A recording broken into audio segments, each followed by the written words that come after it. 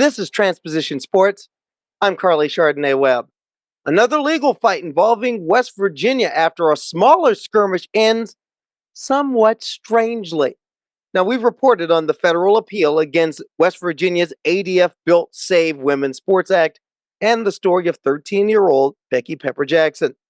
The parents of 4 of the 5 student athletes who protested against Jackson appearing in a county championship meet back on April 18th filed a lawsuit against the Harrison County School District in the Harrison County Circuit Court in West Virginia. This action stemmed from the 4 students being benched from a conference championship meet that same week.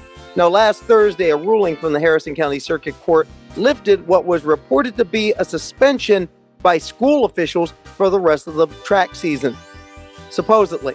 You see, last Monday, all the students who took part in the protest against Pepper Jackson participated in a 4-team invite when they were supposedly suspended.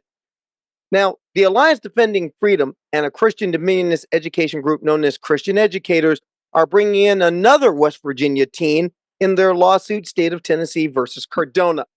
Adelia Cross is a freshman in high school.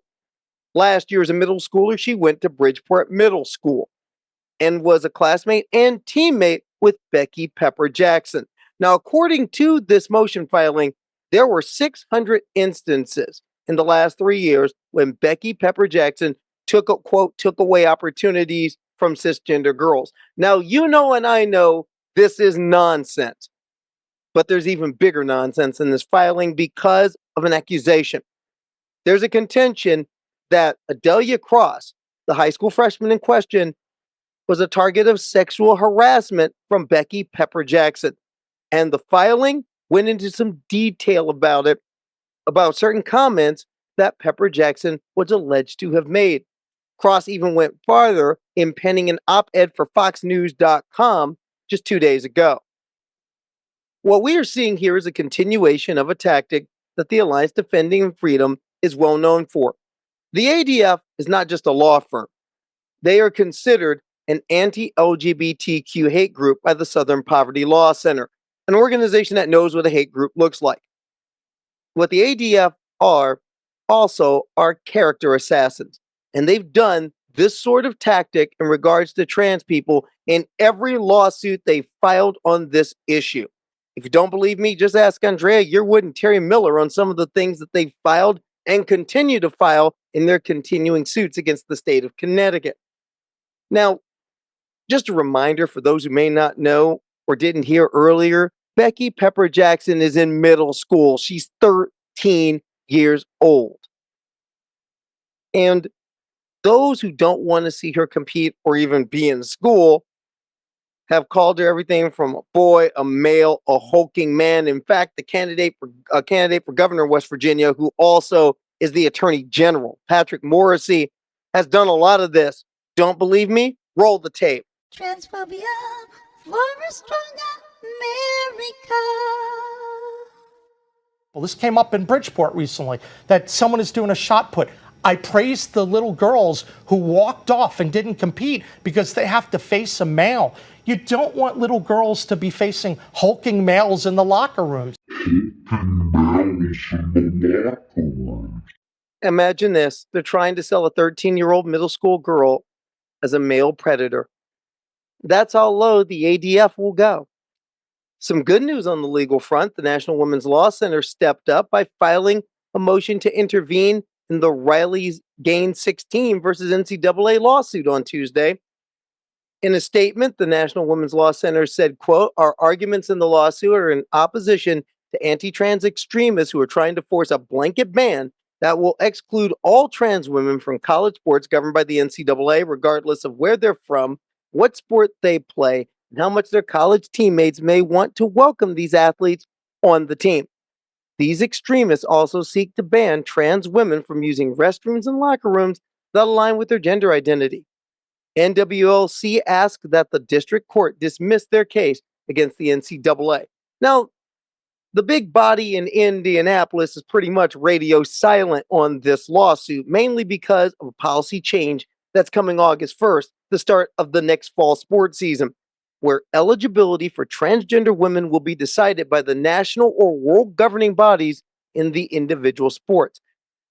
Right now, there's an athlete in the NCAA who's dealing with these ramifications in real time while she's running some fast times. Her name, Sadie Schreiner. She's a sophomore at Rochester Institute of Technology, New York. And I'm telling you, this kid's quick.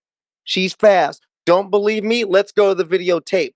Liberty League Championships over the weekend. She's in the 400 meters and she showed some strength. Grabbed the race by the throat at the 300-meter mark and then powered to win in 55.07 seconds. That is the number 2 time in Division III this season.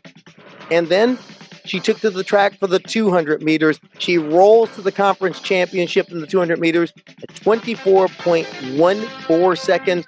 Another top time among Division III sprinters, and she's in the national conversation. And if you get a chance, check her website out. She's a photography major and a graphic designer. And her stuff's pretty rad. Earlier this year, she qualified for the Division III Indoor Nationals at 200 meters. And she was fast, but not quite fast enough. She missed making the final by 6/1000th of a second. Needless to say, in the outdoor season, she's leaving nothing to chance. Now, Schreiner has a chance at some history if she gets to the D3 finals in her events. If she just gets to the finals in Myrtle Beach, South Carolina in 3 weeks' time, she can earn first-team All-American status. Since the NCAA instituted their policy in 2011, there have been 3 trans student athletes who've been All-Americans. Franklin Pierce's Cece Telfer in Division II track and field in 2019, University of Pennsylvania's Leah Thomas in Division I swimming, and Isaac Hennig in Division I swimming at Yale University, both of those in 2022. Now, based on her performances this season, she's definitely in the national conversation in Division III. If she wins a national championship, she would join Telfer and Thomas as transgender student athletes who've won an individual NCAA title.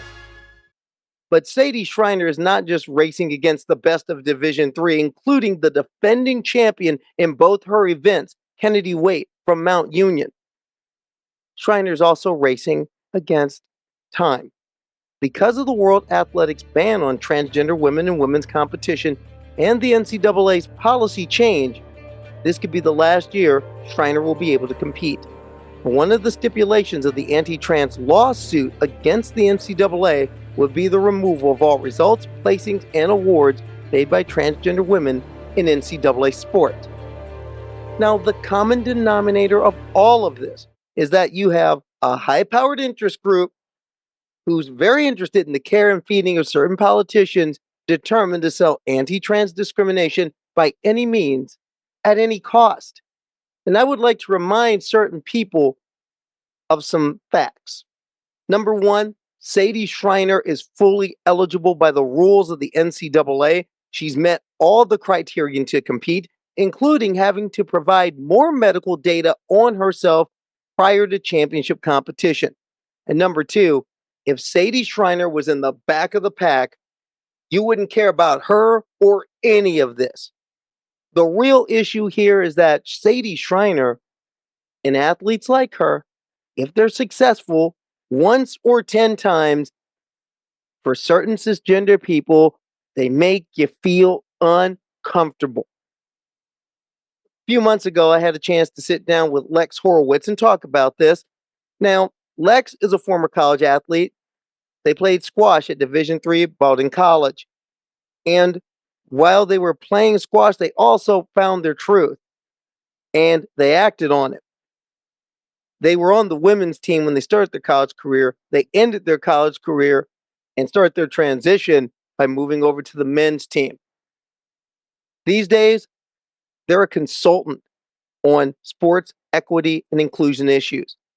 And this issue of comfort, they broke it down like this. Trans people are not dominating in sports. We exist as athletes and we're doing the best we can. We love to compete. But even looking at the fact that cis people are beat by cis people all the time and have no problem with that. You'll be upset because of course you want to win. But if you are a cis person and you've been consistently been beat by another cis person and now you have an issue with the fact that a trans person is beating you, let's acknowledge the fact that this is not a new experience, but you're going to root onto someone's identity as an excuse for the fact that you just may not be as good as that person. And that is the truth. And you weren't as good as that cis person either. So let's look at why you are attacking trans people in sports and not simply accepting the fact that that person is better than you in this moment. Maybe you continue to train and grow, and then maybe next time you win and then you don't have a problem. So why don't you have a problem now? I know a swimmer in Kentucky who needs to hear that. That was what my my little spiel was just on. And that's a subject that those who use cruelty to make policy really don't want to talk about, do they? For Transposition Sports, I'm Carly Chardonnay Webb.